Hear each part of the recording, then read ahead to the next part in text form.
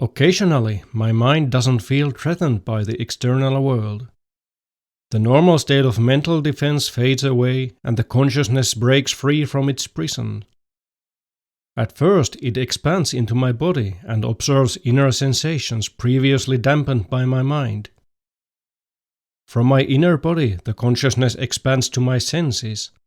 It observes the world around me without judgment of any kind. Then, the consciousness continues its expansion into the world without limits, and when unlimited, it eventually becomes aware of itself.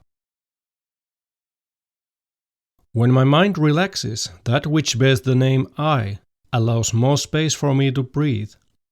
As I breathe in, an ever greater part of the world is included in the image of myself.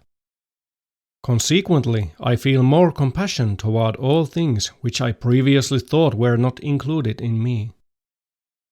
I am not afraid anymore, but fall in love with the world as I fall in love with myself.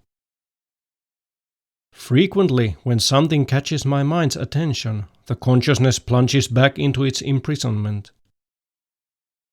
I exhale the air out of my lungs as the unlimited and free perspective of the unjudging consciousness withdraws back into the dreamlike fortress of my mind. However, the dream is no longer as deep as it used to be. Consciousness finds it easier to awaken to the world when the veil of sleep has dropped even once.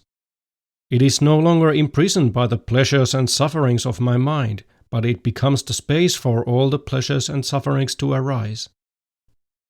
My mind tries to grasp that state of being, entirely lacking understanding, but eventually it kneels humbly before the subtle perfection of consciousness.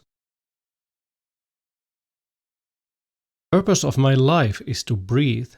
When the consciousness has traveled its way into the world free, a primordial and thoughtless realization occurs. The only thing that has always been with me is the consciousness itself. It is my essence, dreaming in the background of my mind and thoughts. It is the space where everything happens. The consciousness is as I am.